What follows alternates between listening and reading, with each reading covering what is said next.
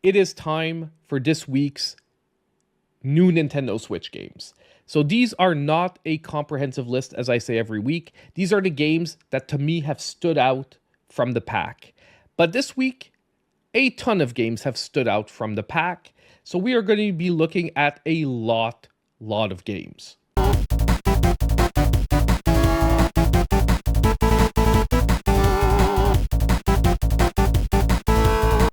So, without further ado, let's get started. And we have actually more than one game that has released today on the eShop. So we have 3 games that released today, October 21st. And our first game that we're going to take a look at is Speedollama. Frenchy Mom has renewed... Your reviews are better than RGT. Thank you so much. Thank you so much. I'm glad you enjoyed them better. Trying to make them as good as I can. Speedollama. Now this game, it looks like some retro crazy funness. And let's be honest, what's better than a screaming llama? Not much in this world. So let's take a look at Speedollama, and then I'll give my quick thoughts about this game. Oh wait, I forgot to read the blurb. A wise old llama has enlisted a group of elite mercenaries for an almost impossible mission: to destroy the alpaca army that has waged a brutal war to exterminate the llamas and seize world domination. Thank you so much, champ. Rip my wallet, this week is crazy. You are right. Equipped with a powerful tunneling machine, the llamas embark on a bizarre journey, boring through the earth. Nexus Creed, welcome channel supporters. Welcome Nexus Creed, thank you so much. Collecting funky substances and battling the relentless alpaca forces along with their beastly allies. Check out this action-packed Speedollama trailer for the upcoming shoot-'em-up game. Now, I'm not going to read. It's available on a bunch of different consoles. Let's get started with the trailer.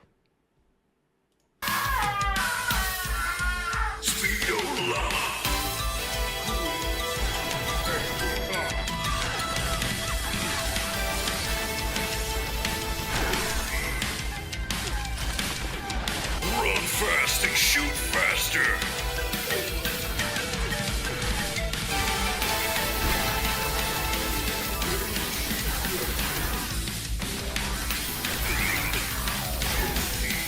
Destroy the alpaca army.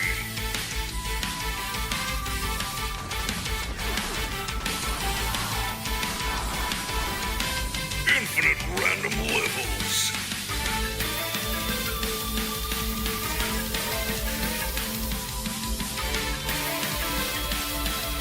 Many weapons and upgrades. I love the 80s, 90s vibe to the trailer.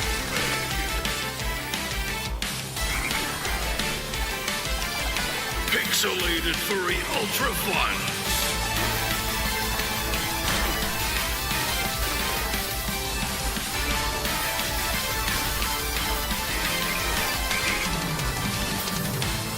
Speedollama. Well, that was something. So obviously, I'm getting a ton of Metal Slug vibes from the trailer. And if we're talking about more recently, Mighty Goose. If you played Mighty Goose, which is a game I absolutely loved on the Nintendo Switch, I'm getting like very much the same vibes from this game. Even like a lot of the mechanics, like you can see, really remind me of the mechanics in that game. Like just the fact that you can see them sort of hovering by shooting towards the ground to keep yourself like elevated in the air. And honestly, at an $8.99 release price, this could be some serious fun. Now, the one thing that is making me a little bit worried about this one is the randomly generated levels. Because I do feel what that means is that some levels are going to feel great, some levels are going to feel less great.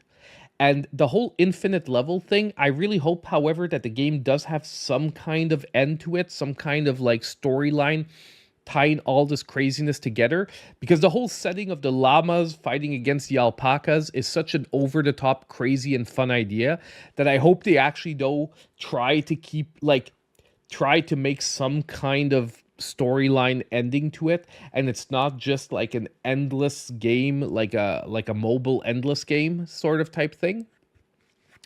But definitely a game to check out if you want a budget pickup for this week that just looks like it could be crazy over the top fun.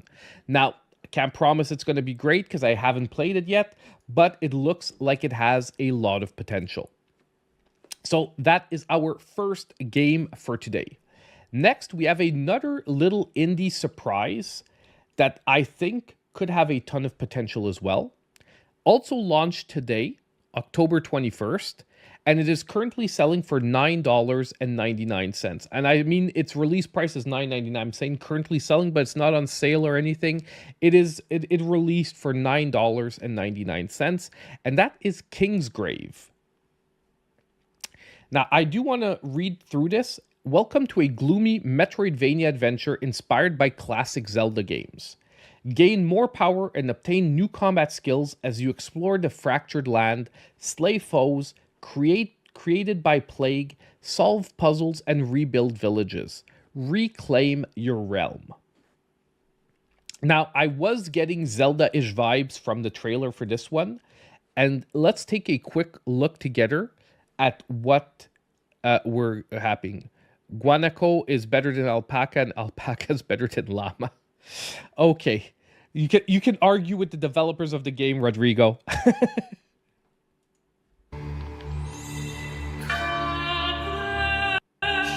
Because they seem to prefer the llama.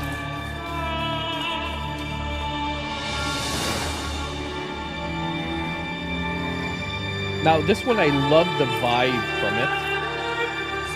I am worried that this music is going to be copyrighted, though. I am a bit worried that the music's going to be copyrighted.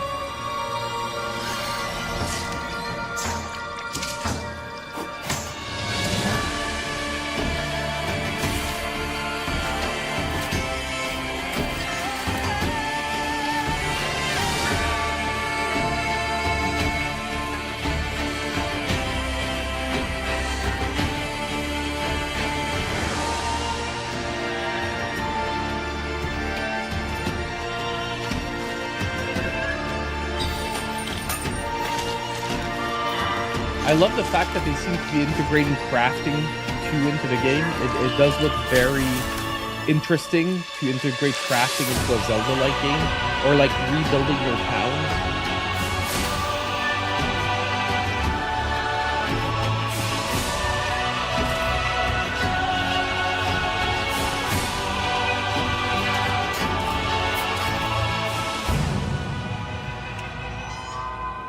Now, so Kingsgrave released today, and look,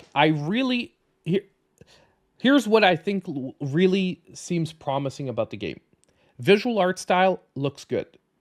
The vibe the game is going for looks good. It also seems like I said, they're just making enough original twists to the Zelda-like formula to make it their own thing and not just feel like a Zelda clone. And therefore, although they're comparing it to Zelda, obviously because it's the most recognized property in these sort of top-down Metroidvania style of gameplay stuff, it doesn't just feel like, oh, okay, it's a copy of Zelda, which isn't always a bad thing, but it's also good sometimes to do your own thing about these games. Where I am a little worried is the movement of the character seems very floaty. And that doesn't mean it's going to end up being bad, but personally, I like when there's a little bit more weight to the movement.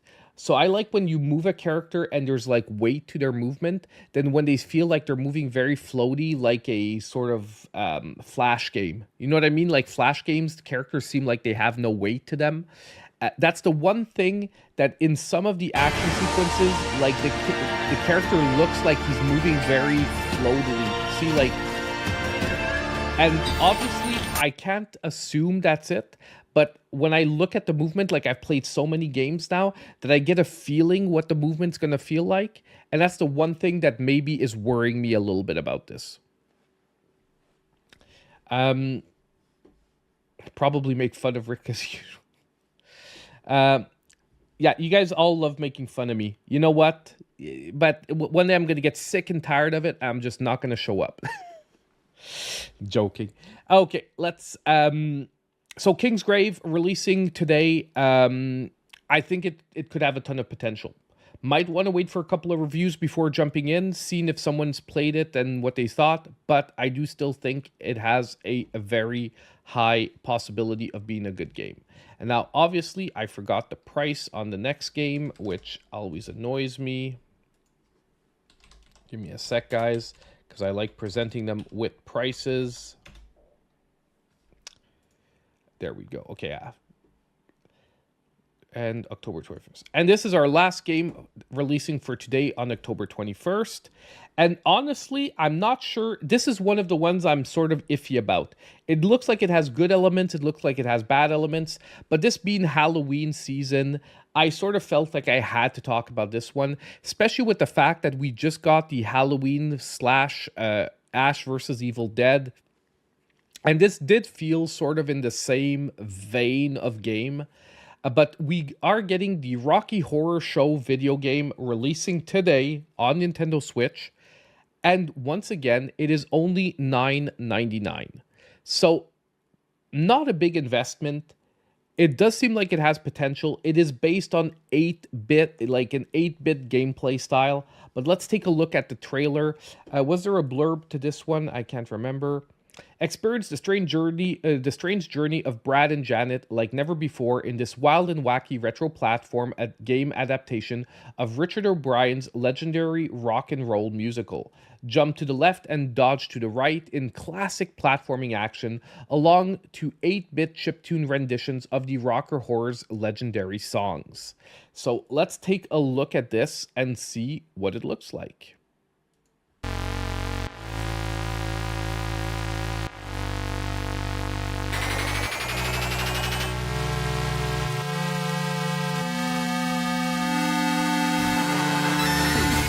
Honestly, for like 8-bit renditions, it's pretty decent.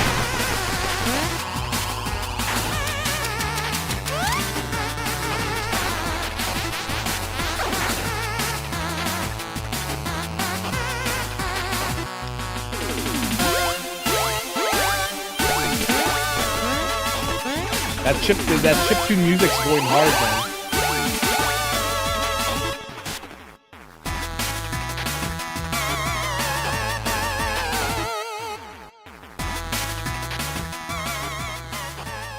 So that is already out. Just want to say, I felt like I had to talk about this one, but this is probably one of the games on this week's list that I'm the most iffy about. Because some of the gameplay looks like it could have a ton of potential, but it could easily go wrong as well. This is obviously a take also on the classic Castlevania scene, like entry scene. So there seems to be like throwbacks to classic gaming as well in here. But look, this could actually be freaking interesting. And part of me wants to play it. But part of me also says I don't have time on planet Earth to play this week. It is $9.99, Rodrigo. So it's actually not very expensive, which is also why I'm like, you know what? If it turns out to be a really decent game, it could actually be a surprise hit for this week. So, the Rocky Horror Show video game, super interesting. This is the 21st. And this wraps up the 21st of October. So next game, we are moving on to the 22nd. Like I said, I'm going to speed track a little bit tonight because I would like to not have another, last week was already an hour and a half. Let's try not to go up to 2 hours this week. Now, this is a game I can already tell you is excellent. As long as it plays well on the Switch, it is excellent because it's come out on PC already. And this is like a game that gets like 9 out of 10s once again. It is a strategy RPG. It is called Widermyth, sorry. And this is the console edition. The blurb says nothing really about the game. Widermyth follows heroes over their whole careers, from their pitchfork days to their powerful primes, and into old age and memory. It's a party-based procedural storytelling RPG where tactical combat and story decisions will alter your world and reshape your cast of characters. But it has an absolutely beautiful art style. The gameplay is very fun and addictive.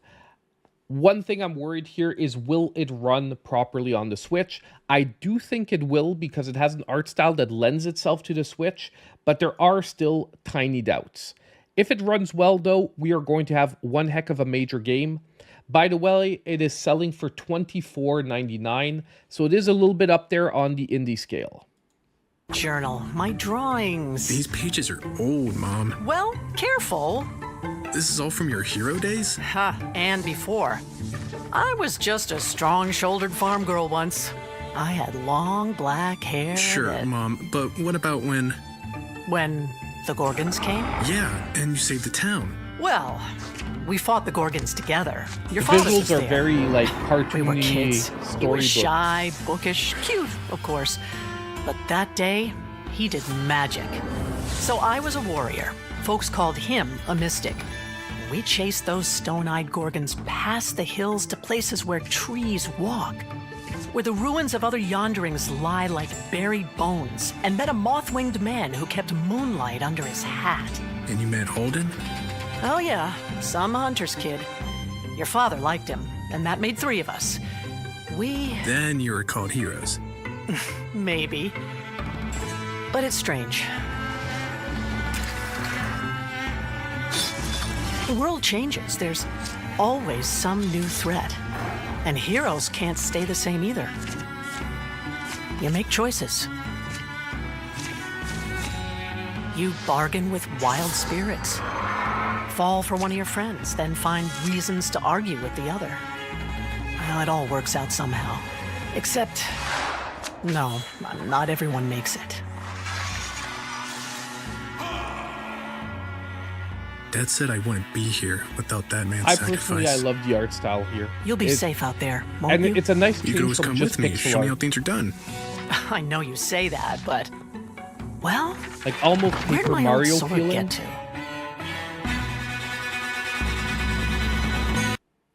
Yeah, I read your message. Hello, Hertha.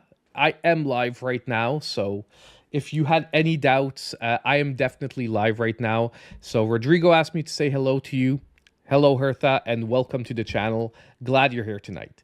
Getting back really quickly, however, Widermyth, coming October 22nd. I can promise you guys, if you like strategy RPGs, this is an excellent game. Okay, as long as it runs well on the Switch, you do not have to doubt this is going to be an absolutely amazing game. And I would say it is maybe worth picking up over some of the AAA games coming out this week. It is worth possibly picking up over some of those AAA games this week because it is really a very good game. You have to be a fan, though, of turn-based strategy RPGs. If you're not a fan of the genre, I would say hold off on it, but it is definitely a great one. So that is October 22nd. That kicks off October 22nd for tonight in the video games, starting off very strong.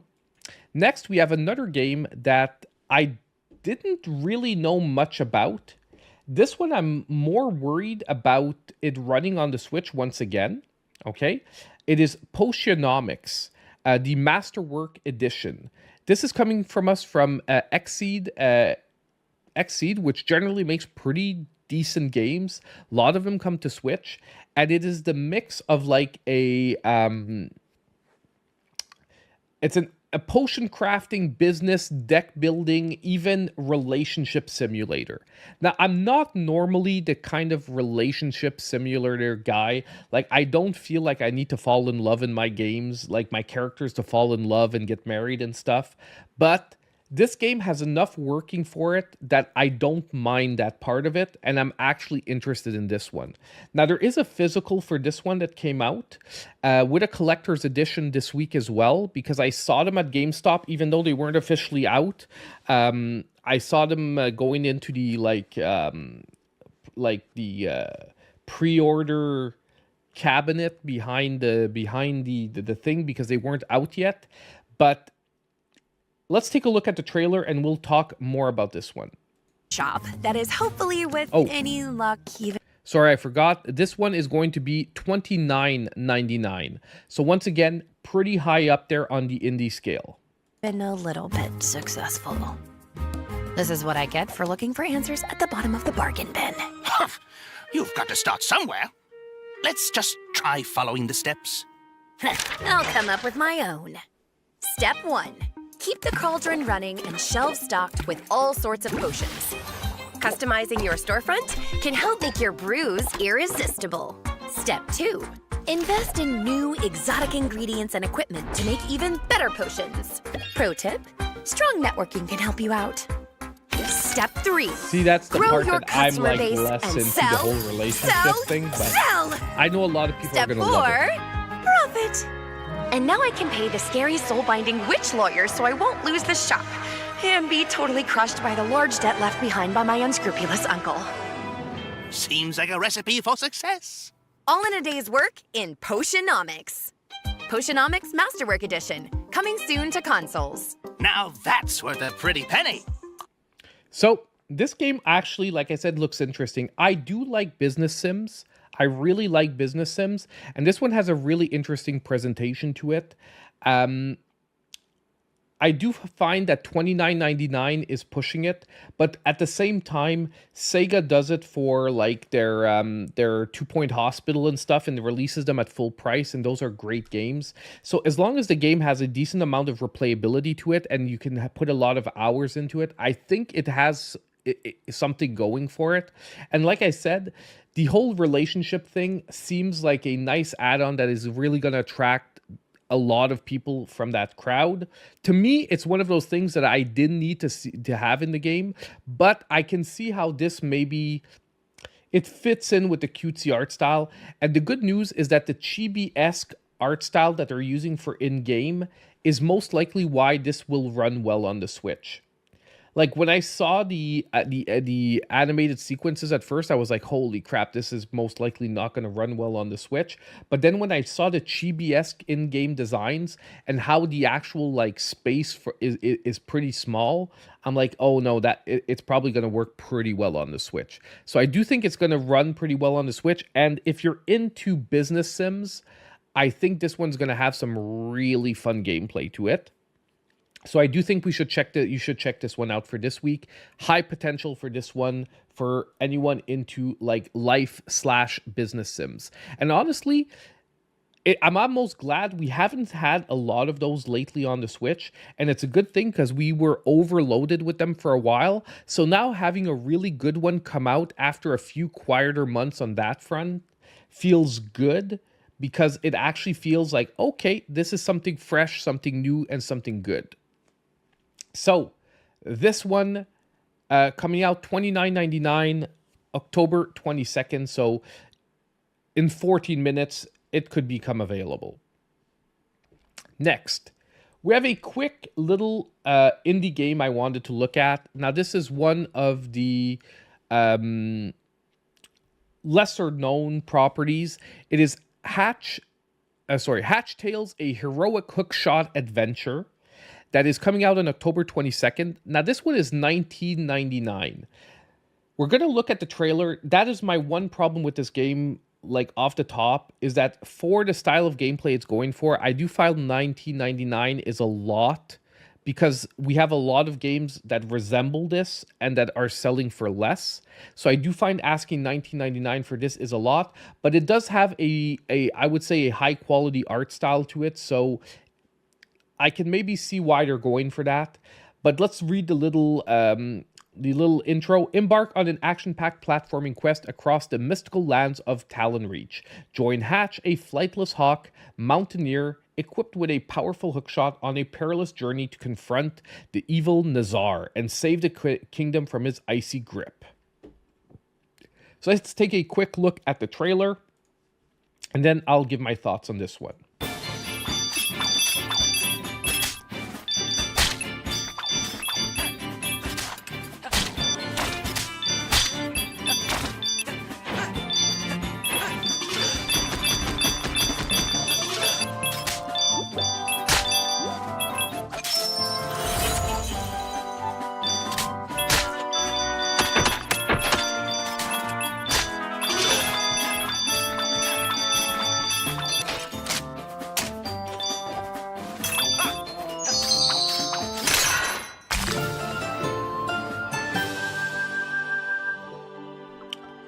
So that was Hatch Tales, a heroic hookshot adventure.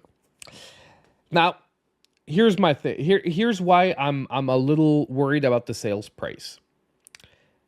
The gameplay looks solid. The art style looks cute and interesting, and it's a nice change from just standard pixel art. Like it's more like, once again, a cartoony look to it. Okay. It's just from this trailer, I don't really see anything I haven't seen before multiple other times in precision platformers. And at this stage of the Switch's life, to just have a good, solid precision platformer and trying to sell it for $20 does feel a little like a tough sell. Okay? Just because you've got a ton of really good ones around the $10 to $15 mark. So to sell one for $20, I need to feel that your game is giving me something that I have never seen anywhere before. And although this one seems well put together, it doesn't seem like it doesn't hit that for me. But I still think it's going to be a solid game. So maybe this one is one that is fun for this week, but I would maybe say wait for a sale. Wait till you can pick it up around $10, and then it's most likely going to be a really fun game. Unless nothing else tickles your fancy for this week and you're like, this game, I want a precision platformer, then why not? You know, why not? It looks like it's going to be a good one. Honestly, I have no idea why they haven't followed up on Golden Sun. Like, to me, that would be a slam dunk for Nintendo, a good turn-based RPG. No idea why they haven't followed up on that series.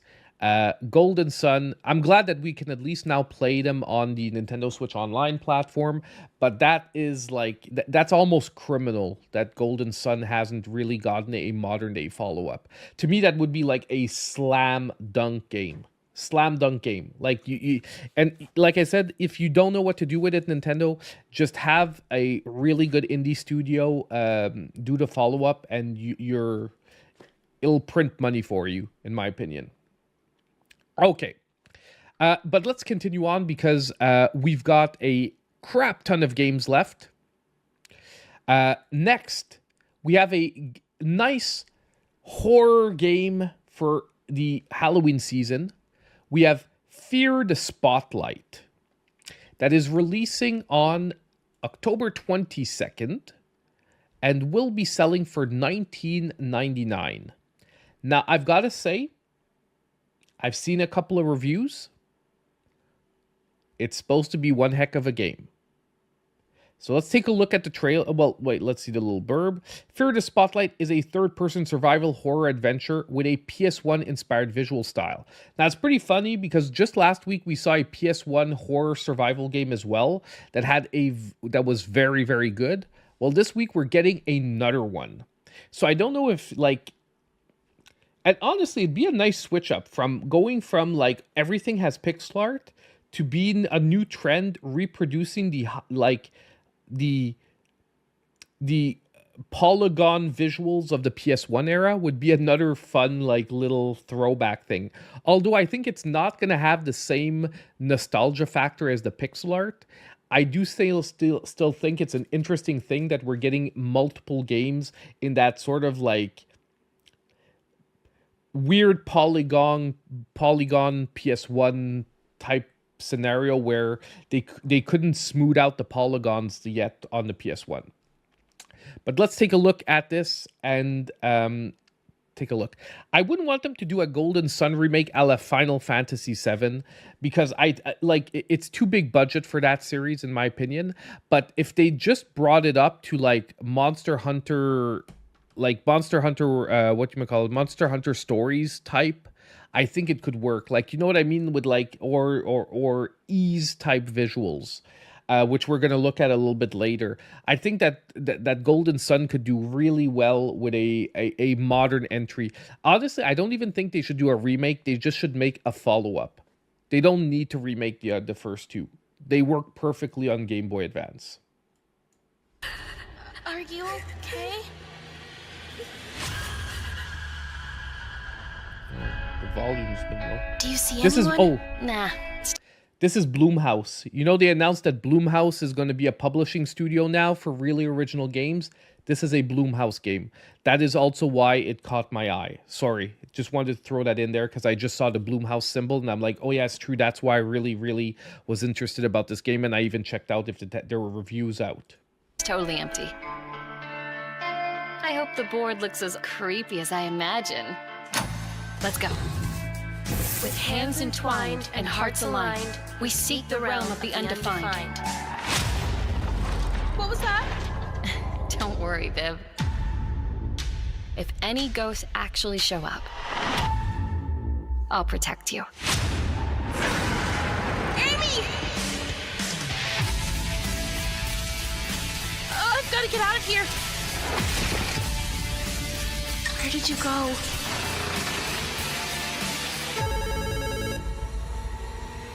Hello? Amy!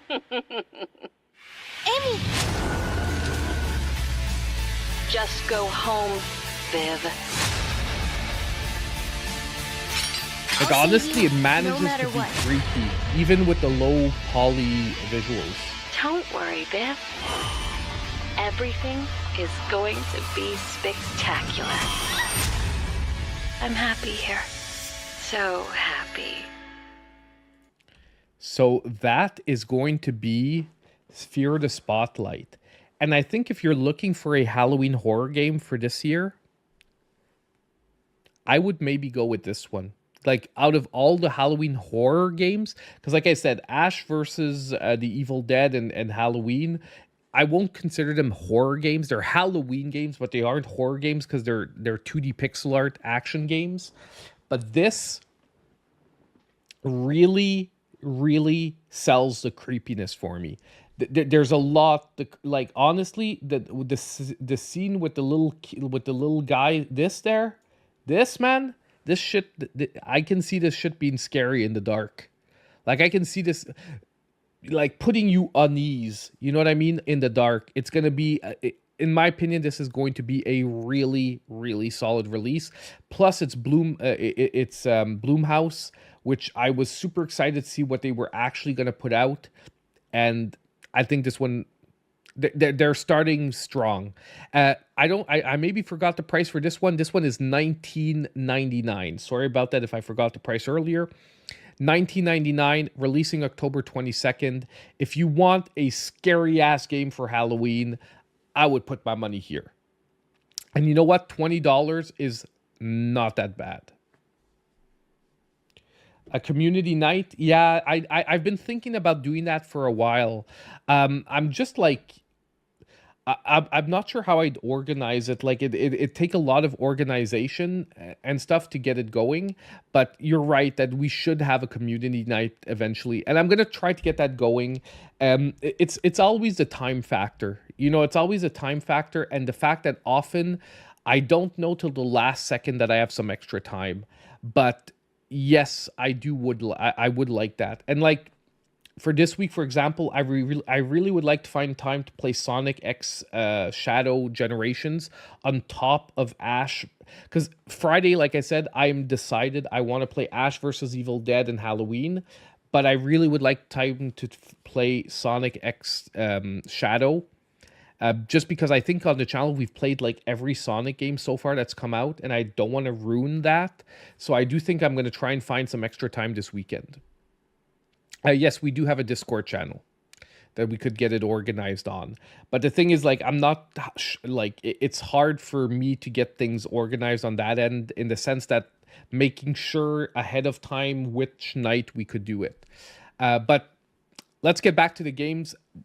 Great idea. We'll talk about it again, maybe towards the end. So if you want to bring it up again, Nix's Creed, if you're still here at the end of the stream, we will bring it up. Now next, we're jumping to October 24th. But October 24th wants to kill me. I'm going to tell you right now, if you don't have like $500 for October 24th, you're not getting all the Switch games coming out. Because there is a crap ton of games on October 24th. Like, if you think we've seen a lot of games so far, there are more games on October 24th that look good than all the games we've seen up to this point in today's video. Okay? And, like, you'll see as the games come, it's very hard for me to cut any of these out to like, focus, because all of these look amazing. There's maybe one or two that I could have cut out, but they still are indie games that look so interesting that I felt like I had to look at them. So October 24th, we have Yakuza Kiwami. Yes, the Yakuza series is finally hitting the Switch, and I really, really want to play this game. And why is it coming out the same week as like so many other games? I don't know. But hopefully I will find some way to be able to play this eventually. But Yakuza Kiwami is coming out this week, and it's only going to be $19.99. I find it's a really okay price for for a what was once a AAA series coming to the Nintendo Switch. I find that $19.99 launches it well, and will maybe be a good price point so that a lot of people gives it a try that haven't before, and maybe they're going to make a ton of Yakuza fans with this. So let's take a look at Yakuza Kiwami. We saw this trailer just a little while ago in the Nintendo Partner Direct at the end of August, I feel like saying, or beginning September. I forget exactly when it played, but it's the last Partner Direct that this played in.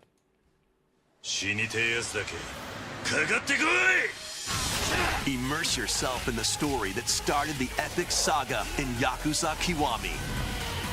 Meet Kazuma Kiryu, a Yakuza accused of murdering his clan's patriarch, and Haruka, a young girl on the run, two individuals whose fates intertwine. Set in Kamurocho, Japan's largest entertainment district, Kiryu must navigate the twists and turns of Tokyo's underworld while confronting rival gangs. Swap between 4 fighting styles in real-time combat. Fight bare knuckle, or arm yourself with makeshift weapons and go up against anything in your way. There are also plenty of distractions to be found in Kamurocho. So take a break from brawling every once in a while.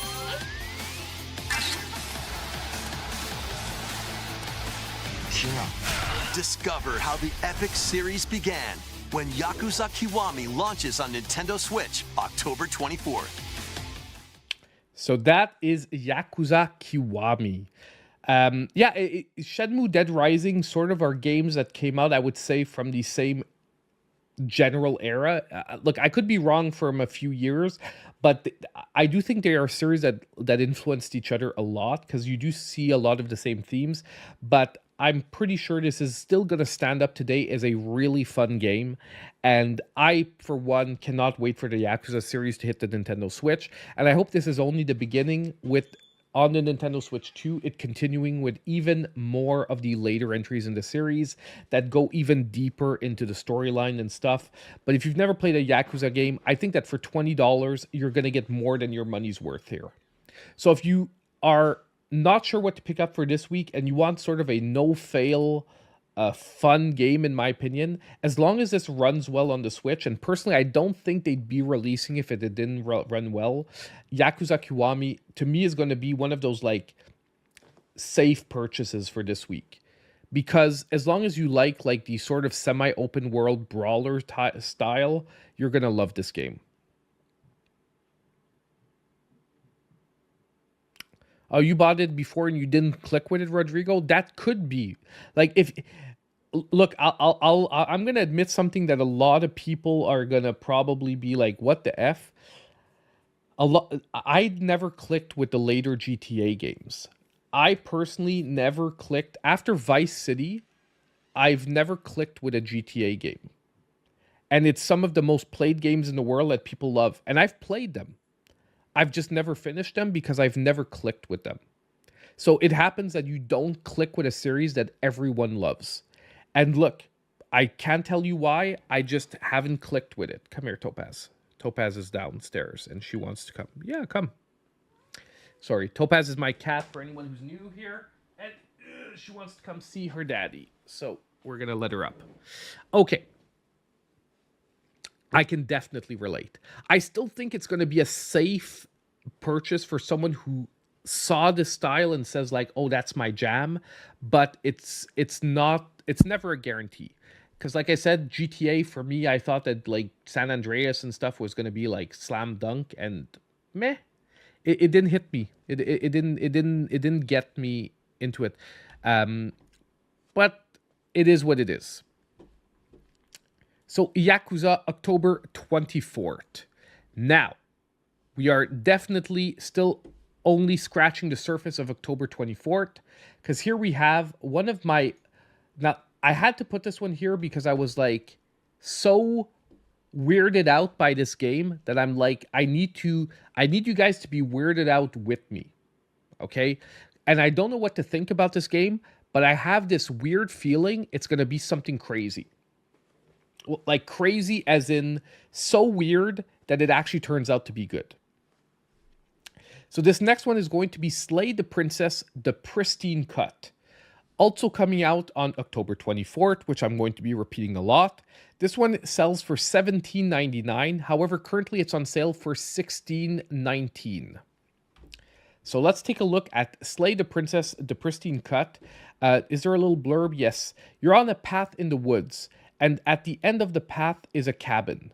And in the basement of that cabin is a princess. You're here to slay her. If you don't, it will be the end of the world. Slay the Princess. The Pristine Cut is coming to Nintendo Switch on October 24th. So the setup is uber weird. And you're going to see that the trailer is even weirder. But it's weird in a good way. You already know why you're here. You already know what you need to do. Yeah, if we don't slay the princess, the world ends. All of it. We know. Then why are you hesitating? What are you doing?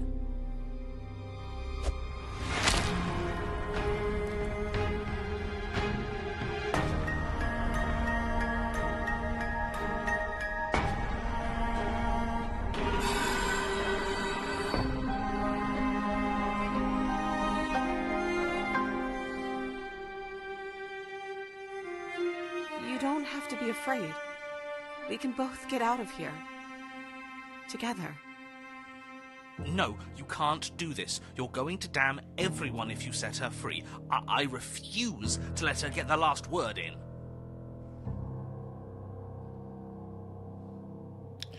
And that is it. Were you guys as weirded out by that trailer as I was? Like, the one thing that I would have really liked to sort of figure out is I have no idea what the gameplay is. And I promised myself that I would not look at what the gameplay is like before tonight, just because I wanted, yeah, but like, is it just going to be decisions? I get it's a obviously I think it's a visual novel, but it's one of those visual novels, like, still, you know, like visual novels do have some gameplay elements to it, but how will it be? Is it only going to be like choices? But either way, this one looks freaking freaky. Like, it takes a lot for a visual novel to strike me, and this one did it. So I do think that this one is one I feel like I'm gonna I wanna see the story. Like, I need to know what the story is. I need to know if you save the princess, are you really effing the world, or is it like one of those like bizarre things where that's what they're telling you, but if you actually save her in the... Nah, she dies in an instant. who knows? Maybe they're sending you on a mission, and by killing her, you're dooming the world, and they're making you think that you're not dooming the world. Yeah, I saw that Steam reviews were like super high. They were like 10 out of 10. I know, that's what I saw. Multiple endings. But I really, really, really, really find this one freaky. And if you're looking for another freaky game to play on Halloween, I think that this visual novel could definitely fit the bill. I wanted to include a couple of those, you know what I mean, in today's video, since we're getting into spooky season and everything. Now, we do have one more, we do have one more podcast before Halloween actually hits, but I do still think that we need to up the spookiness here. So, the Slay the Princess coming out on the 24th.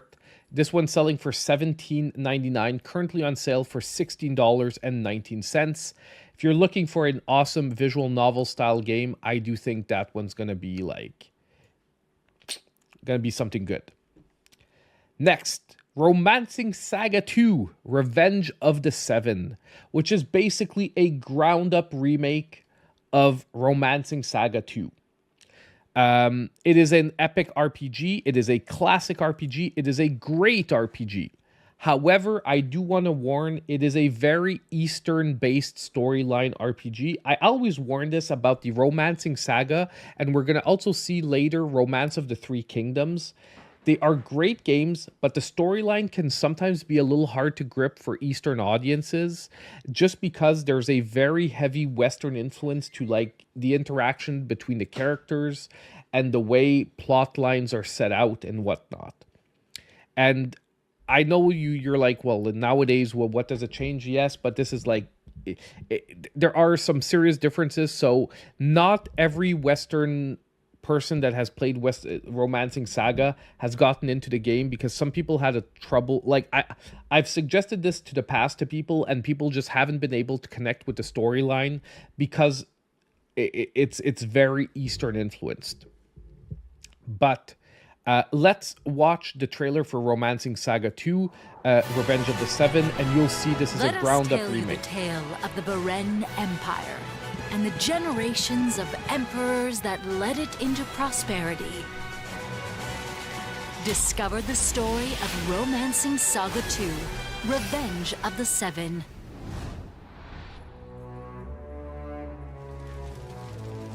The seven heroes were once hailed as saviors. It's a 5-minute trailer, okay? I'm not sure we're gonna watch the whole thing. Let's just we'll go with it, but if it gets really too long, I might cut part of this trailer out. But the ancients feared their power and banished them to another dimension. They have now returned as villains bent on revenge. As legions of fiends swarm the world, you take on visually, the this role game of looks ruler of amazing. the Beren Empire. Praise be to the Empire. As the story progresses, if you abdicate, or if your emperor is defeated in battle, you'll select the new emperor from a variety of potential heirs. Thanks to the inheritance magic that passes the abilities from one emperor to another, you will grow stronger across successive generations to defend your legacy and defeat the seven heroes. We will have our vengeance. The Emperor cannot save the world on their own. To build your team is as simple as going into a tavern.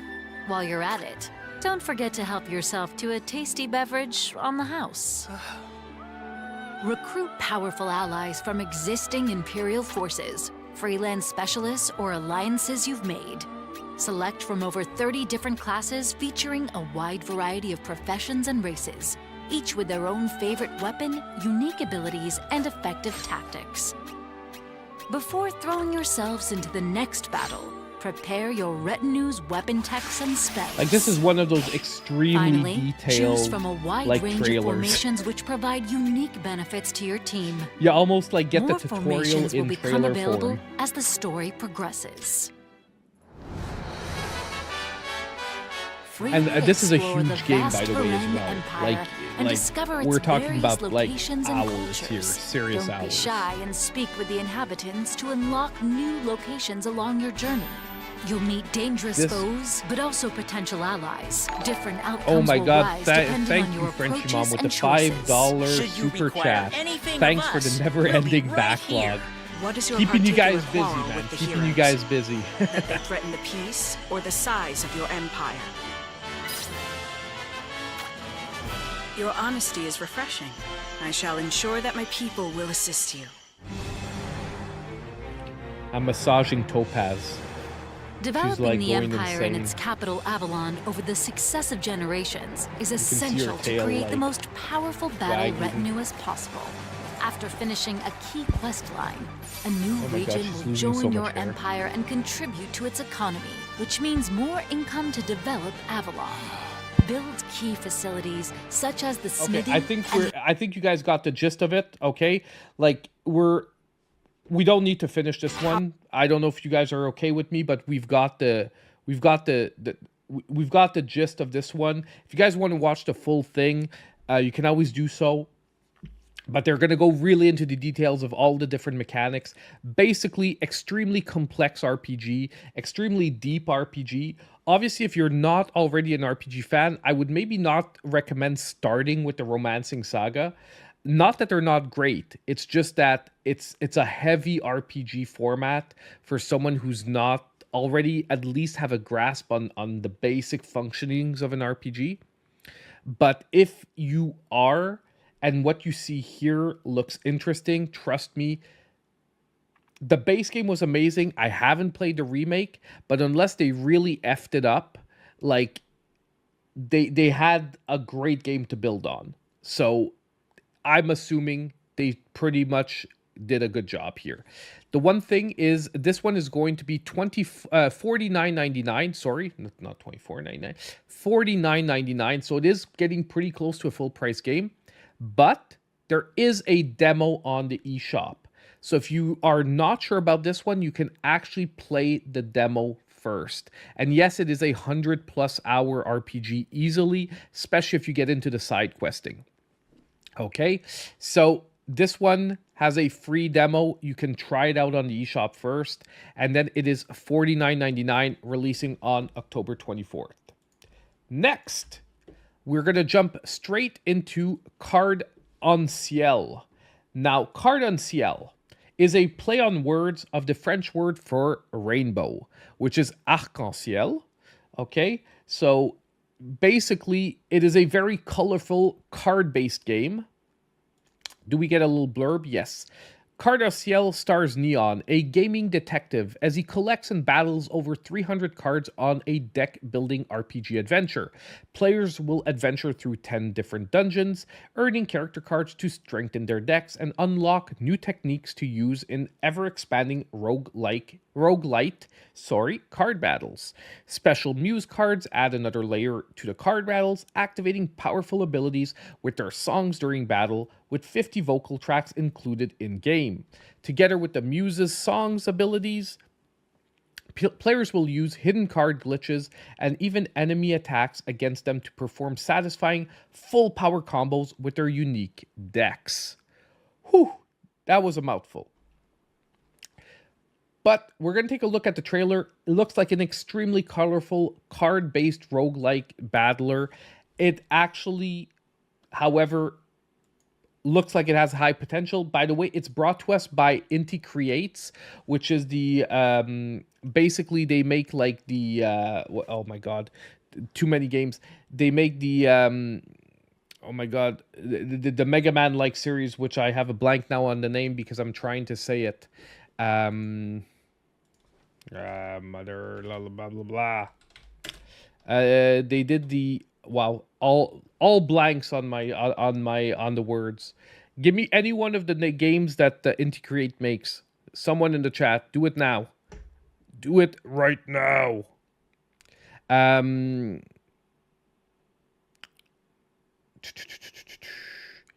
Whatchamacallit?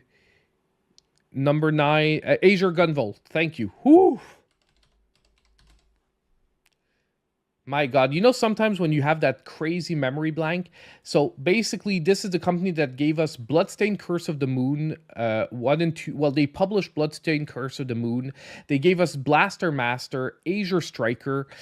Basically, they generally know what they do. However, they also gave us stuff like Gal Gun and Umber Claw, which are like less top notch. But still, this one looks like it has a lot of potential here. So let's take a look really quickly at the trailer. And sorry, I have a terrible memory for the title of games sometimes. I'll crush you. A roguelike card battling RPG with over 300 cards and 50 songs. Card-en-Ciel releases October 24th. A dead end? No way! A new VR game is being invaded by characters from If you other guys games. ever played Mega Man Battle Network, The gaming chair detective. this is their take on That's it. how the people refer to me. The virtual detective Neon dives in when a dev, Ansi, asks for help. Hey, they Walk copied around Mega Man, dungeons now they've freely got to and copy challenge Mega Man foes to Battle add Network. countless cards to your deck. Then, walk straight to the boss when you're ready. But to be honest, they developed Mega Man Zero for Capcom, so it's not really copying when they actually developed the original idea or one of the Mega Man Card-en-Ciel's games. over 300 cards, each feature a character from an in-universe game. The fully voiced cards come alive in Holy your crap, hand, nothing interested you even so talk first? to each other. Wow. And it's not just the fictional games. Inti creates characters. I'm working appear hard as here, well, Squirrel. I'm gonna try and blurring find the something. bounds of reality. We've still got some left. Clean it up! Hail Mist Refine! Muses begin singing when you meet their conditions, adding powerful support effects. Listen to my song! Hang in there! And that's a character straight from Show Gunvolt. you what I've got! I do feel a bit That's one of the muses. Not bad! Over 10 different dungeons feature stories, characters, and boss battles from in-universe games. After clearing a dungeon, you'll unlock 10 more difficulties with challenging enemies and new rules. Special Grand Battle dungeons let you bring any card you've found. Use multiple powerful Muse abilities together. We're getting there. I was wondering, I hope it's not another 5-minute trailer. Any combo you wish. Glitch your way to victory. A card battling adventure through the eras of gaming. Card-en-Ciel. Perfect. So if you like card-based RPG games, I do think this one's going to be pretty amazing. Its release price is $24.99. However, currently it's on sale for $22.49. And once again, we have another game with a free demo. So there is a free demo for this one as well. So definitely check it out if you want a card battling RPG. Honestly, I just think if you're a fan of Mega Man Battle Network, you're going to like this. If you just like card-based RPGs, you're going to like this. If none of this seems interesting to you, don't pick this up because it is a very niche genre. And if you've liked Mega Man Battle Network in the past, like you could maybe try those out first. And then basically this is going to most likely be an extension and a take on the series. I'm wondering if they worked on Battle Network for Capcom. I'm not sure. I know they worked on Mega Man Zero. I know they were the team developing behind Mega Man Zero, but yeah. Okay, a Capcom should sue though. I don't think they can sue because, like I said, gaming mechanics should not be copied, and none of the characters actually come from Mega Man. Give me a sec here, guys. Sorry. Rodrigo gifted 5 memberships. Thank you so much, Rodrigo. Very, very appreciated. So now let's get to our next game because we have to find something for Squirrel to play. But the thing is, I don't think I have anything under $5 for this week because there's really nothing under $5. I think the closest we'll get is $7.49.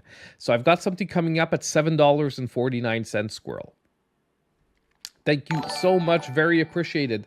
So, Sotos Matthew, welcome to the supporters. Jeffrey K.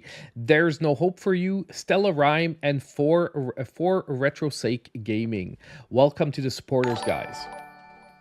Now, those are going to pop up for a little while, but we are going to get started with our next game.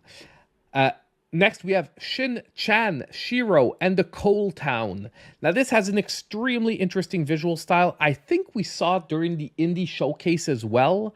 I know I saw it somewhere before. I think it was the indie showcase, but wait, was there a little blurb here? Sorry, I forgot.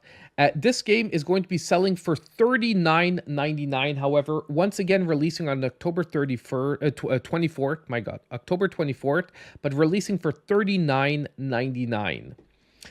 So it is one of the more expensive games for this week. However, let's take a look at the trailer. It could have a ton of potential.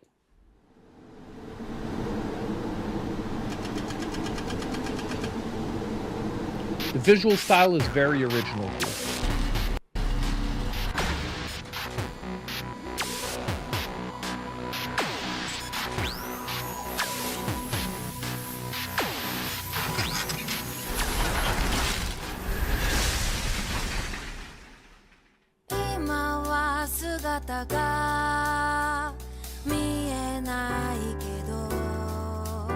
I know I saw this somewhere before.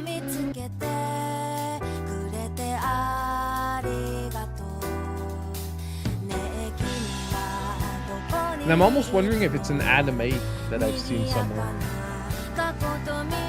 Is it Ghibli? I don't think it's Ghibli that does this one.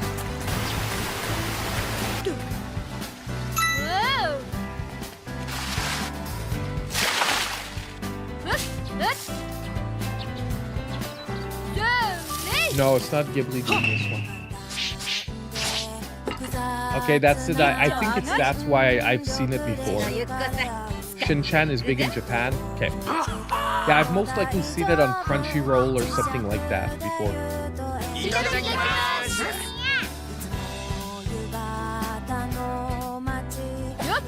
So that explains the price, however, because if it's a big IP behind this one, it does explain it.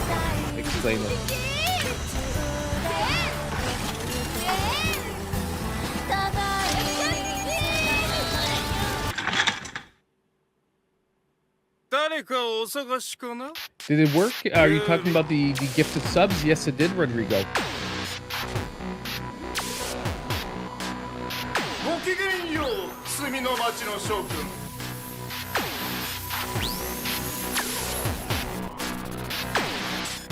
So yes, on October 24th, we're getting this. Honestly, I had to show this one because I knew the character from somewhere, and I knew you guys were going to help me figure it out. Because honestly, I just didn't have Digimon Adventures. What the heck? I just didn't have time to research exactly where I knew him from, but it looks super interesting. I love the art style, so even if I wouldn't have recognized the character, I love the art style for this one. It is a little bit expensive, however, for this week, which is why I said earlier, like, if you don't have $500, you're not getting all of this week's games. But if you're a fan of the Shiro-chan, I guess you're going to be really into this one. You're going to want to play it. Personally, I've seen the anime then on Crunchyroll. Like, I've seen the thumbnails for it, but I haven't actually watched it.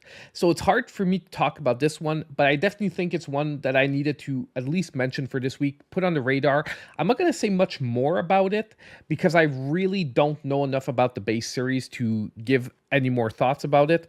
However, for anyone watching this one wants to make sure the node was coming out this week, it is coming out on the 24th, and it's going to be selling for $39.99.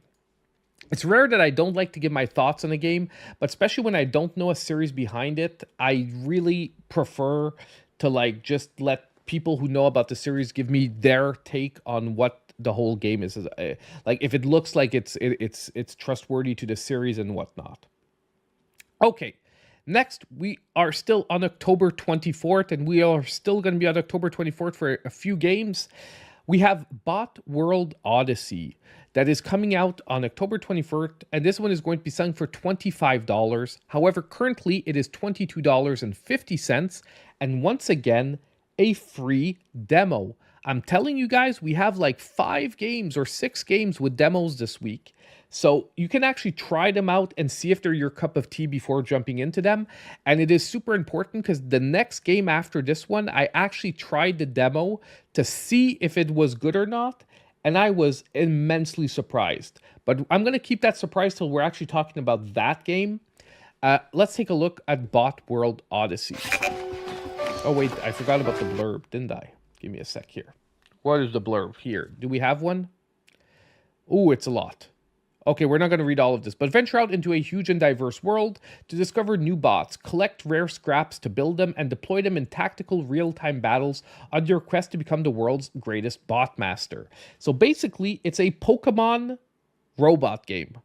Or I would say almost like Metabots game, where basically it plays out sort of like Pokemon, but in real-time combat. No, I think it's turn-based.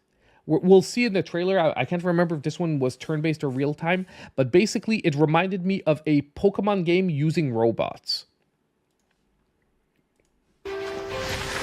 Let's take a look at Botworld Odyssey.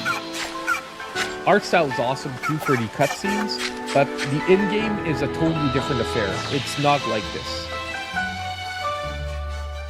There we go. So top-down, we have that like chibi-esque little style to it. Ah, it's real-time battles. Okay, that's what I thought. Yeah, it's like little arenas. Now I remember.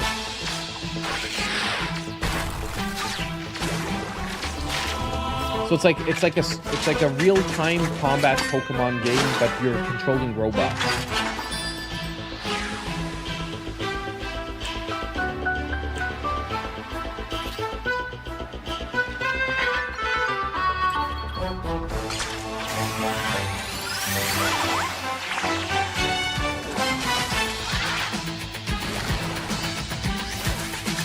Instead of becoming the world's greatest Pokemon trainer, we're working on becoming the world's greatest bot master.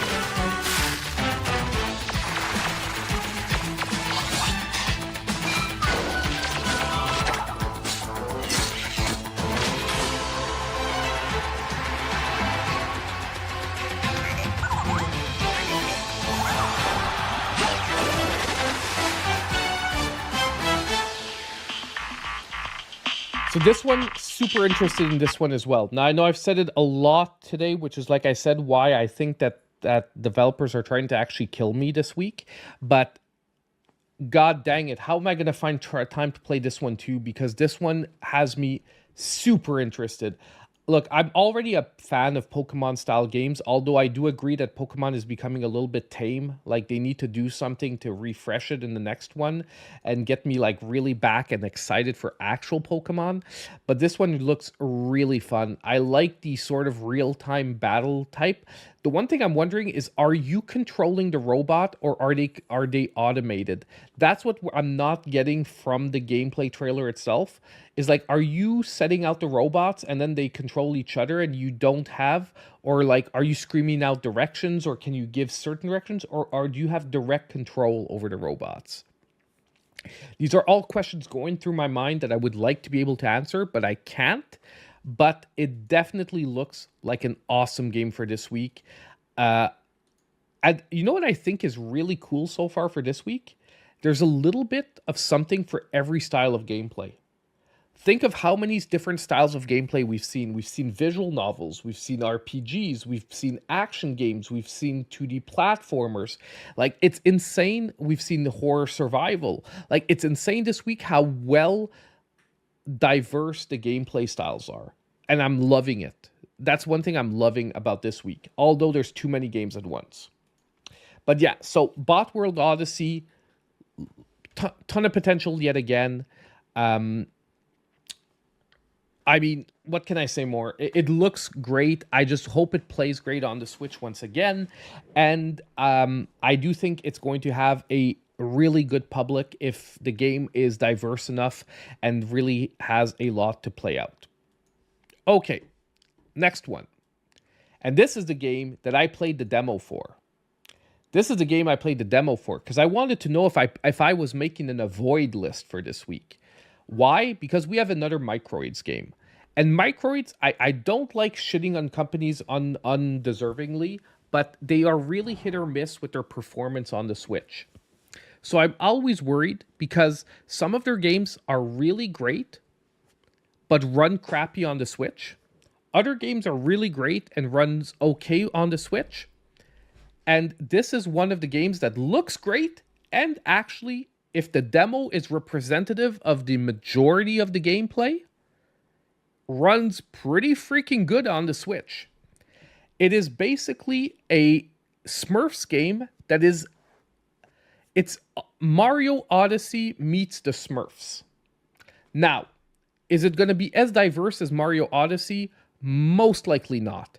But I've got to say, in the demo, with the few levels you play through, I was amazed by the variety of gameplay. And they actually did something that I don't really remember seeing anywhere else, like in original gameplay mechanics, already starting in World 2 of the demo. So I am very amazed with this game so far.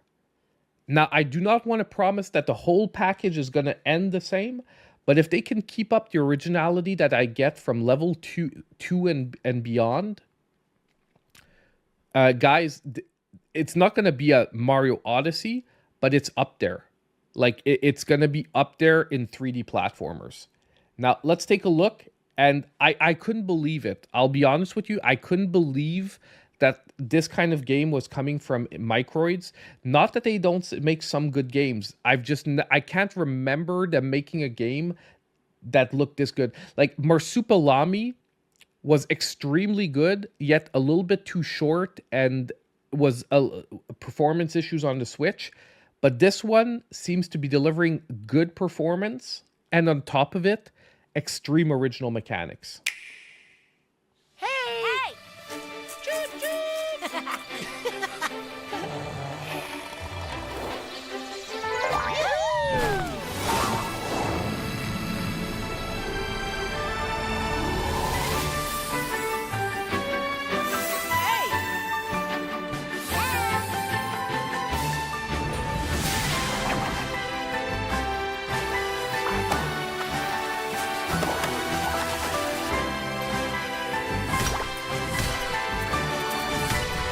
Oh, and you can play the co-op.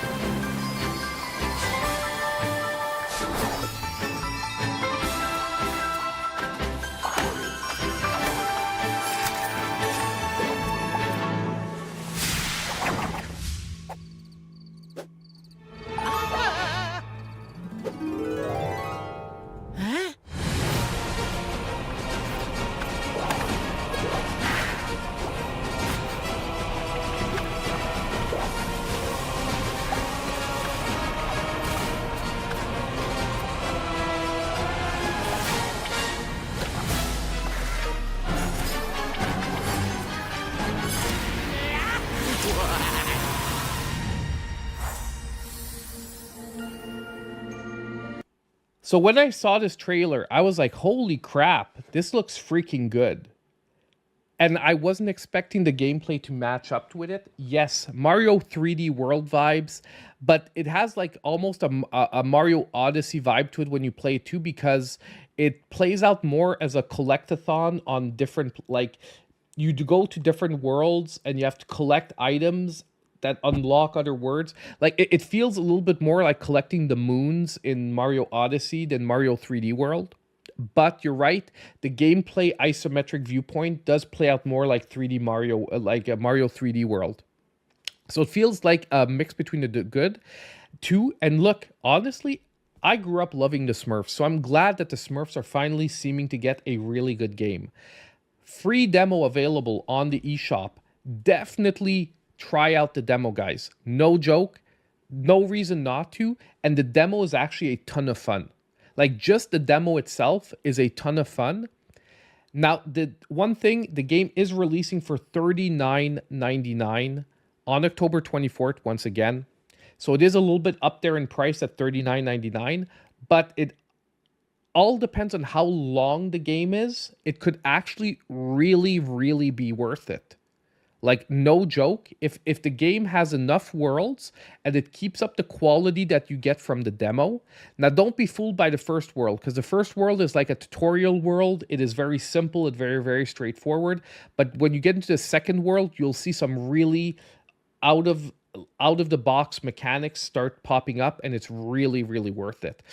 Just to answer your question, Chap Dancer, theoretically, I was checking. Cat Quest Trilogy came out in August, because I was pretty sure the digital version was already out for a while. So yeah, the trilogy came out in August. It is the physical that's releasing on the 24th. But yes, you're right, Cat Quest Trilogy is getting a physical release on the 24th. I knew it was this week because I have it pre-ordered, but it is only the physical. The digital's already out since August 8th, which is why it's not on today's list, because I'm really looking at games that are first-time releases on the eShop, or physical and eShop, basically, releases. But they have to be new to the eShop to be on today's list officially. So, yeah, honestly, this is my surprise of the week, where, like, I'm actually thinking of picking this up this week and playing through it because I had so much fun with the demo. So if you want a 3D platformer, try the demo because it's free. But if you like the demo, this one could be good. The only thing I can't promise is the game going to deliver in totality what you get from the demo? Or did they like cherry pick a couple of levels that they worked on hard and they didn't... like, you know what I mean? The rest of the game maybe has problems later on. That could happen, but I'd be really disappointed if that happened. Okay. We're actually getting there, guys. We're getting there. We have 6 games left. 6 games left. Whew. I'm trying to rock and roll this, guys, because if not, we're never going to see the end of this. Like, I love Switch games. I love talking about Switch games, but oh my God, are they testing me? Gargamel. Oh, the bad guy. You wanted the name of... Yeah, Gargamel is the wizard. Is the mean wizard in the Smurfs. Gargamel, and his cat is... What's the cat's name? Because he has a cat that catches the Smurfs too. Gargamel and Azrael. I'm pretty sure the cat's name is Azrael. Yeah, like, I could be wrong, but I'm pretty sure the cat's name is Azrael. Okay, next, we get something I mentioned a little earlier, Romance of the Three Kingdoms 8 Remake, coming out on October 24th. Now, this has a regular edition for $59.99, and it has a deluxe edition for $89.99. Now, this is an even deeper strategy game than Romancing Saga. It is a great gaming series, but this is much more strategy. Not like it's some people call it an RPG, but to me it's much more a strategy game than it is an RPG. And it is extremely deep. So although it is a very, very good game, you have to be a deep strategy fan to enjoy this game. Let's take a look at the trailer. It is a 3-minute trailer, but Three Kingdoms, amazing. And the remake looks great visually. But I do want to give the warning. Make sure you're a huge strategy fan before picking this one up. And it's the same thing. The storyline can be a little hard to connect to for Western audiences. 天下に道を示せ。三国志8リメイク。在野の将から君主まで身分の違いによる多彩な生き様を体験。天下が我に背くを許さず。我が心の炎を天下に示す。法数今より乱世飛翔戦。登場武将1000人。収録シナリオ55本以上。どの武将でどの時代を生きるのか。武将たちを結ぶ宿命が圧巻の人間ドラマを描き出す。生まれた日は違えども同年同月同日に死なん。我らが神明いかようにも捧げようぞ。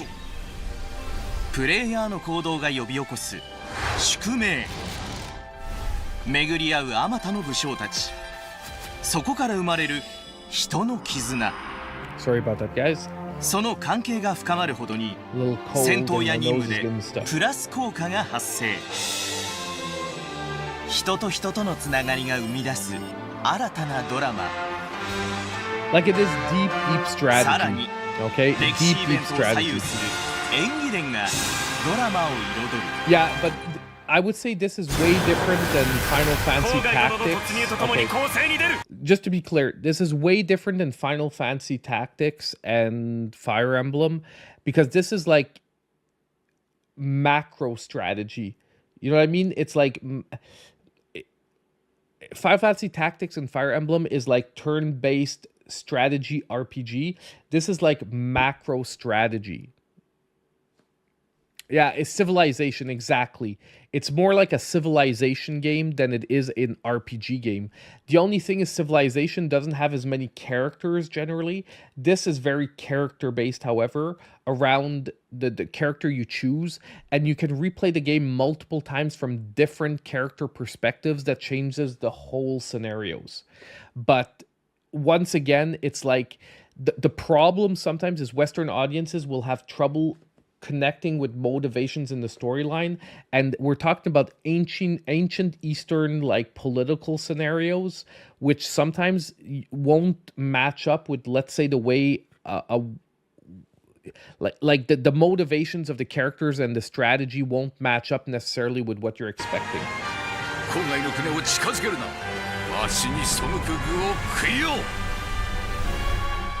There are battles and stuff, but it's like you'll see. 戦場に渦巻く剣謀術数。それぞれの武将たちの思惑が戦場を駆け巡る。 Like what is the game? 恩じさせていただく。面白い。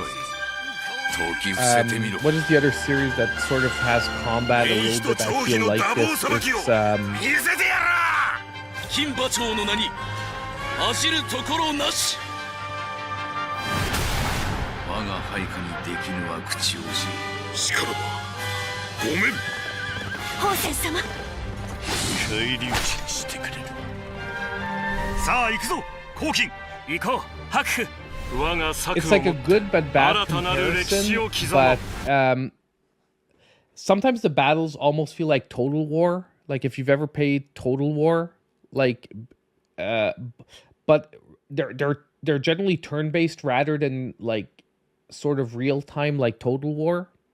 But Total War is maybe sort of a reference for the battle styles, where you're not talking about individual units, but you're talking about like you're controlling generally like formations and stuff. It's Total War could be sort of a reference, but not really. But yeah, just like a very macro comparison. Remake. Anyway, it doesn't remove anything that the game is excellent. It's just like, it's one of those games that I always give a huge warning. If you jump in, expect at first to be totally lost in the gameplay. And it's only through playing and sticking with it that you'll get into it. And like I said, Rodrigo, man, don't start the drama tonight. I don't have time for it. If you want to learn accurate Japanese history, you should play Assassin's Creed Shadows. Dude, man, I'm not getting into the Black Samurai stuff again. Just joking around. Like, I have no problem with it, but yeah, they got so shit on for like bad representation of Japanese history. But either way, getting back to Romance of the Three Kingdoms 8 remake, that's it. It's just like a great game. Just make sure you know what you're getting into, because it's an expensive game at $60, $90 for the deluxe edition. Just to let you know, fanatics of the series will spend that $90 on the deluxe edition for like all the like outfit packs, and I think it's like outfit packs and stuff like that. Or is this the one with it's just like a soundtrack? No, I think it's the outfit packs. But and enjoy it, but it's a lot of money to put into if you're not sure you're gonna like it. So I do just want to warn this one. make sure you know what you're getting into. Okay, that is, nonetheless, it's a game I had to mention this week because for the right audience, it is going to be a major release for this week. Now, we have this week's cheapest game coming up, which is Soul Stalker. And this is, honestly, I'm excited for this one. I want to play it too. I want to find time to play this one. It is the take on Vampire Survivors meets Slay the Spire, done with the art style of the guy who did oh my god, what's that other game he did? Ghostbound, something bound. Hold on, give me a second if I can pop it up really fast. It's something bound. But either way, it doesn't matter. It's a super cutesy art style, but it's like a Vampire Survivor type of gameplay, which is a super fun pick up and play style of gameplay. So honestly, if you're looking for a cheaper game for this week, I think this one is worth taking a risk on. It is Soul Stalker, coming out on October 24th, and it is $7.49. So let's take a quick look at the trailer. It's only 50 seconds, but you get a really good idea of the gameplay.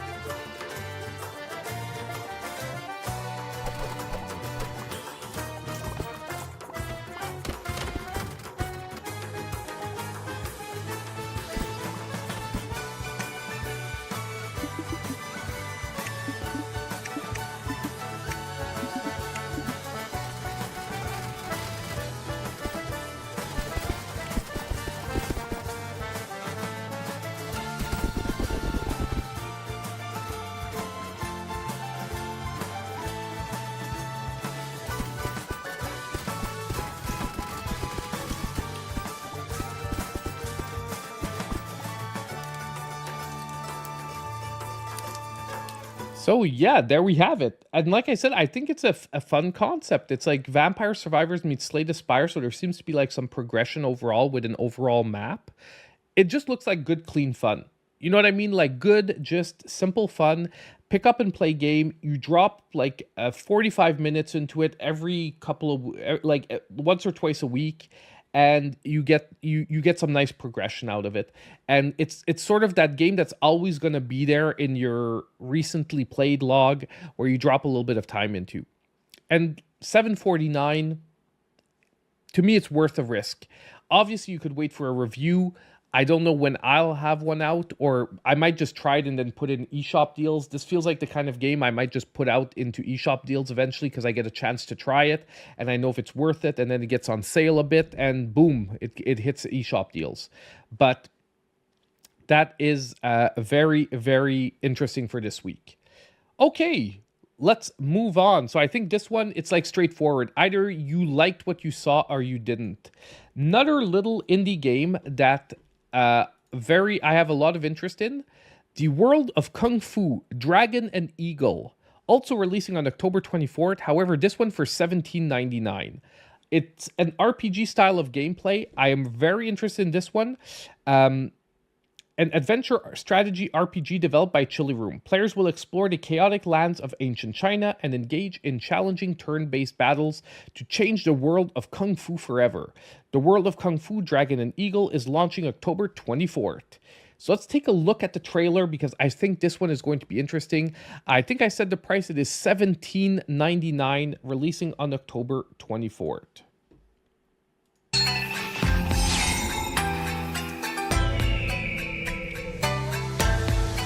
I love the pixel art in this one. Like, I know some people say pixel art is overdone, but this one, I like the way they're doing it.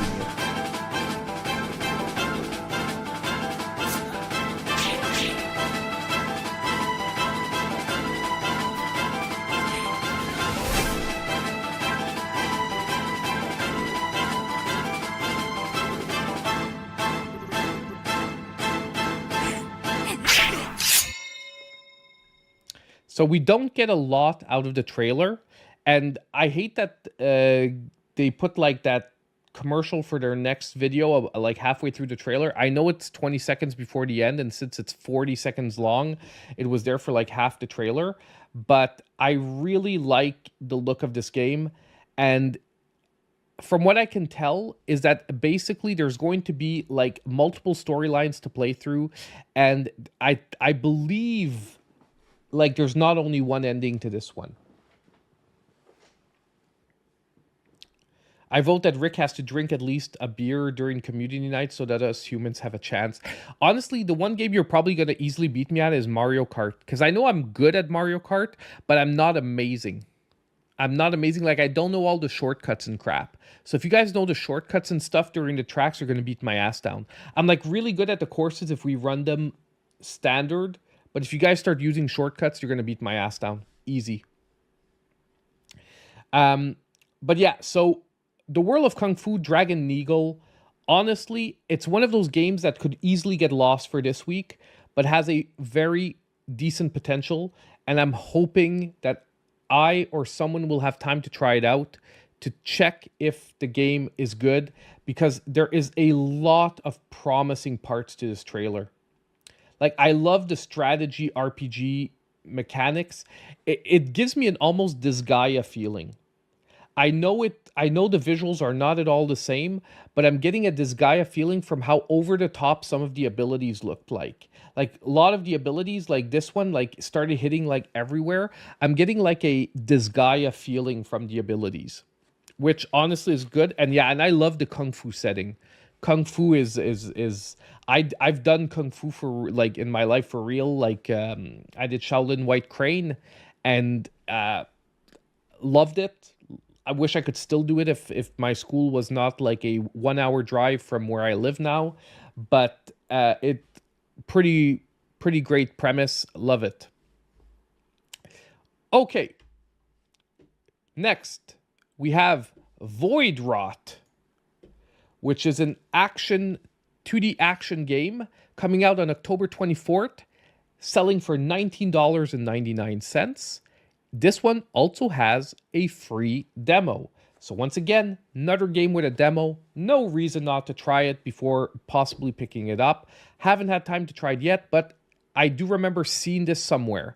So explore the thawing remains of the Grey City and vanquish the false gods you find there. Voidwrought is a cosmic horror Metroidvania with epic boss battles, coming to Nintendo Switch on October 24th. Play the demo now. And definitely, I do recommend trying it out. The demo I'll probably play this week because I have time. I sometimes knock out like 2-3 demos in like at once.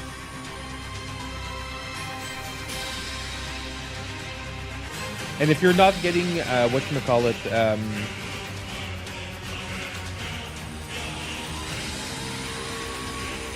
Hollow Knight vibes from this, once again, I don't know, tonight it's getting late, my brain is working. If you're not getting Hollow Knight vibes from the art style here, I don't know what game could give it more than this.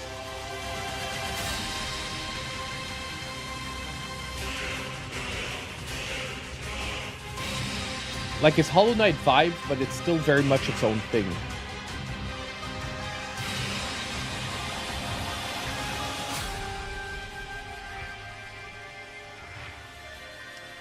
Okay, you can't tell me that didn't look amazing. There's no way someone can tell me that did not look freaking amazing.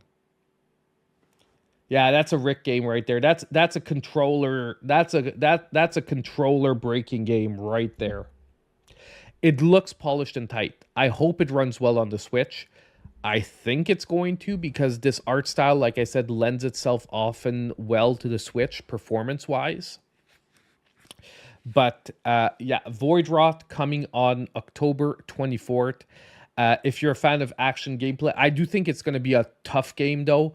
Like, if I'm just looking at the art style and everything, and the fact that they seem to be inspired by Hollow Knight, I would not surprise that it doesn't turn out to be a pretty difficult game. But once again, free demo, guys. Free demo. One of my favorite 2 words in the eSHOP language is free demo. Not this week, Frenchy Mom, because like I said, Ash versus Evil Dead and Halloween. Sonic X Shadows does take precedence for me nonetheless, but I'll see what I can do. And the problem is none of the weeks coming up are quiet. You know, sometimes I can say like, oh, next week doesn't look like there's much coming. Maybe we'll have time. But look, I'm not saying no, but I'm not saying yes either.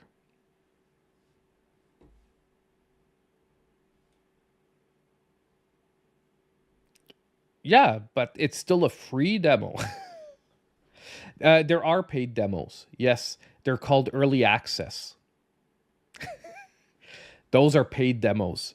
If you want to get technical about it, early access. That's called that's what you call paid demos.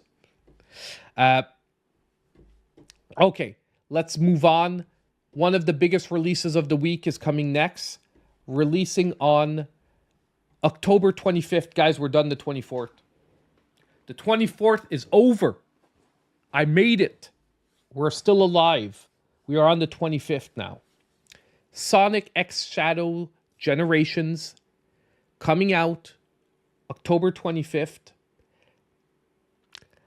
Look, I've never been a huge fan of 3D Sonic. I've always been more of a fan of 2D Sonic. You guys all know that. But I've got to say this one looks good. I'm hoping they can finally deliver a really quality 3D Sonic game. Sonic Frontiers came very close. Of course, performance on the Switch was a little bit of a letdown, but the game still was really worth playing. It was a ton of fun. They're getting there. And I hope that as a more standard 3D platformer, this is going to deliver. I'm really hoping this is going to deliver. So let's take a look at the trailer. It's looking good. And I know, by the way, be careful if you guys don't want spoilers. The game has been leaked. People are emulating it online currently. Be careful. If you don't want spoilers till Friday, if you don't want to see the game ahead of time, watch out for online because there's a lot of gameplay posted. Just a FYI. It is time to awaken the ultimate life. Welcome to the world, Shadow the Hedgehog. Third movie's coming up too soon. I'm gonna go day one with my daughter. She loves Sonic. Black Doom. I destroyed you once. I will do it again. Don't worry, there is gameplay in the trailer, even though this is a story trailer. We get gameplay towards the end of it. Mistakes. There we go. We'll finish this here and now.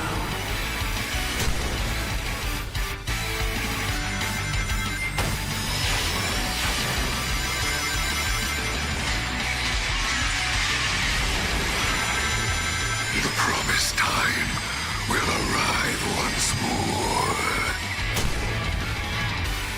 I'll take this power and use it as my own. I shall put your power to the test. This time, I will crush every last one of them. He is a warrior, a destroyer. Yes, the warrior that will destroy you.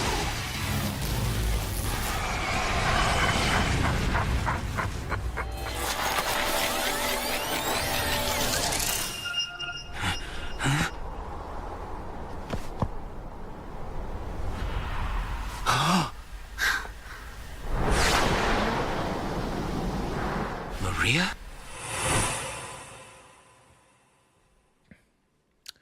And there we go. Sonic X Shadow.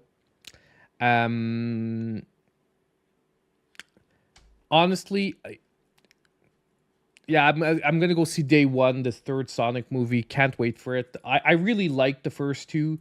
Are they my favorite video game movies? No, but they're definitely up there. And my daughter's really into it. She watches them constantly, so I can't wait to see the third one with her. But yeah, Sonic X Shadows, there seems to be a lot of potential. I hope the game comes in through. I'm really rooting for Sega, especially with their relaunch of the classic franchises. I'm really rooting for them. I always said it, in the 90s, I was more of a Sega kid than a Super Nintendo kid. Like, I loved my Genesis. I really was disappointed that Sega fell from grace and like lost their consoles and everything. Like, partially, I think we would be better off in the gaming landscape if Sega was still around in some form as a console manufacturer. But look, it is what it is. We're where we are. I just think they've never respected their franchises as much as Nintendo, and that's where their downfall happened. But either way, we're not going to get into that tonight. My thoughts for a 3D Sonic, I really hope that this is the 3D Sonic that sells it for me like 100%. My biggest problem with 3D Sonics have always been the same thing, is that some of the coolest sections of the gameplay, you're not actually controlling the character. Like, you know, often when you get on those rails and you start doing twists and it sends you flying through the air, they're almost always like automated sections, and that's something that's very different in 2D Sonic, where even when you're going fast through the stages, you still always have control over the character. While I always felt in 3D Sonic, like half the gameplay, you're like not directly controlling the character. And for me, that was always a side of it that sort of took me out of the gameplay, where I'm just watching the game happen in front of me. For me, some people get immerse themselves in it. For me, it takes me out of the gameplay. It's like when games have too much FMV. For me, it takes me out of the gameplay rather than getting back into it. Because I'm like, oh, am I playing now? Okay, cool. Now I'm playing. You know what I mean? Or like, oh, I had to do something there because it wasn't an automated section. And that's always been, I find, the 3D Sonic's problem, is finding that nice middle ground where you have the automated sections to make that 3D fun happen, but at the same time, making the player feel like they're actually constantly playing the game and they're not watching the game, if that makes any sense. That's always been, I find, the downfall of a lot of Sonic games. And I'll give you an example. One game that was terrible at that was a Sonic, the one that everyone hates, which honestly, I still played through the whole thing and I still had fun, but I can definitely say Sonic Forces. Sonic Forces was very much like that. Like, the coolest parts of the gameplay, you just felt like you weren't doing much. Even Sonic Colors Ultimate had a lot of sections like that where you weren't too sure what you were doing. But yeah. That's my thoughts on 3D Sonic, but I'm still super excited for this game, which is why I want to play it this week. Like, I want to find a way to play it this week. Honestly, it's too bad if it was coming out on Thursday, or if Ash and Halloween, the physical edition, was out on Thursday. I would have done one game Thursday night, one game Friday night, but both of them are out on freaking Friday. That's what's effing me up this week. If one of them was coming out on Thursday, I'd actually be fine. I would have found a way to stream Friday night. So we have one last game, guys, for tonight. It's another big one. It's Ys 10 Nordics. Once again, free demo available on the eShop. So you can play it. You can try it out once again. I haven't tried it, and I'm really wondering what the performance is like on the Switch. Because I do want to give the warning, Ys 9, the biggest problem is it took some patches for the Switch version to be okay. Okay? Long stream Friday, it would be very rough. I'll do a longer stream on Friday, family-wise, like for my wife and everything. But I'm not saying no. I'll think about it. I'll see what I can get done.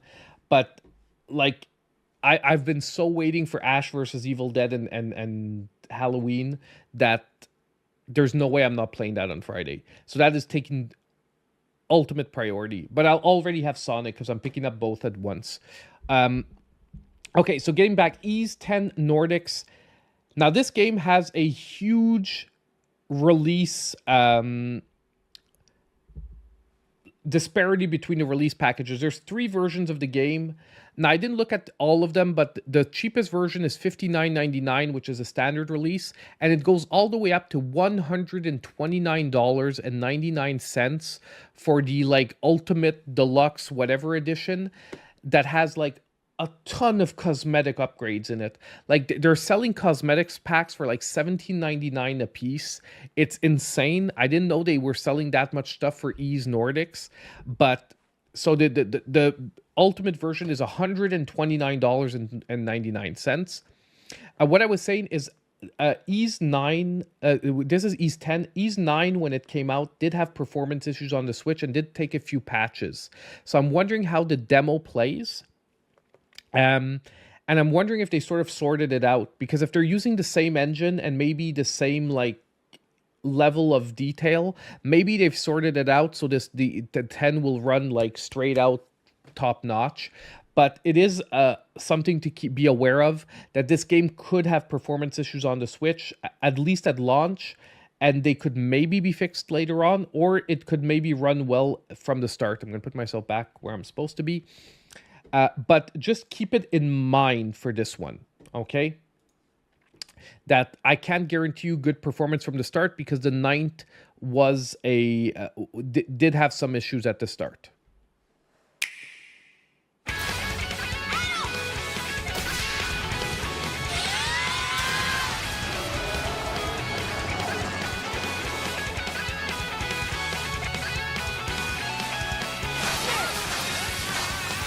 This is an action RPG, if you weren't aware. Sorry, because I like jumped straight into it. I just assume everyone's played an Ys game at this point. And I know I shouldn't assume that, but part of my brain did.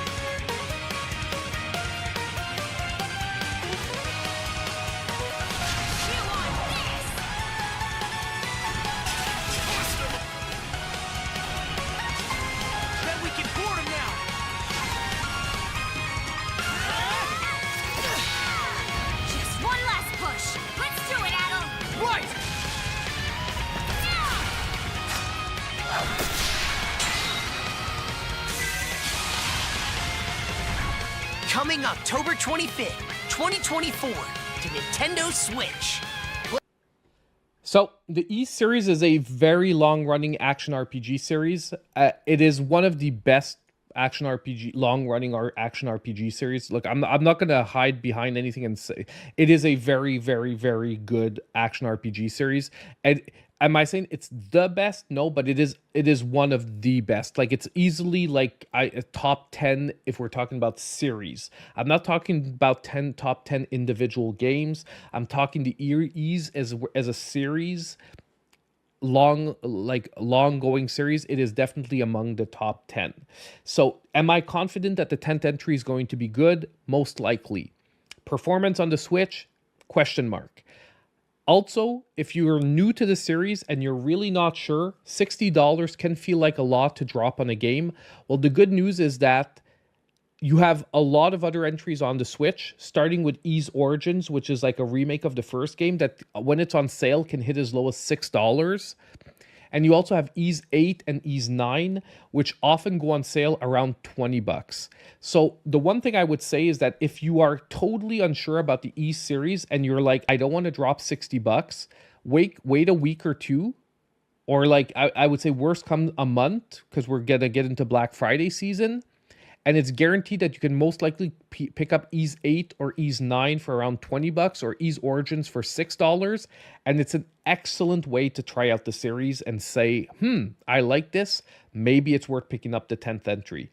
And they generally have a continuation to the storyline, so they are tied together, so it is worth playing the earlier games. It's not like Final Fantasy where they're often totally disconnected one from another. There is some worthwhileness in this series to play the earlier games. They aren't required because each game can be a standalone, but there is like more of a connection if you played multiple. Okay, guys, we made it. We made it. And for 1 week this week, there's no Avoid game. I could have put Avoid games, but honestly, with this many games on the list, I felt bad doing the Avoid list. The only one I would have actually put on the Avoid list is the Smurfs game, is if the demo hadn't been so goddamn good. And when I say avoid, it would have been more like a be careful list. But I did not put it on because when I played the demo, it was freaking good. And look, I went out of my way to play the demo because I had such a big question mark because of the publisher for that game. Which, like I said, I don't want to badmouth them because Microids is not the worst. It's just that sometimes they seem to push out games that aren't totally running well on the Switch.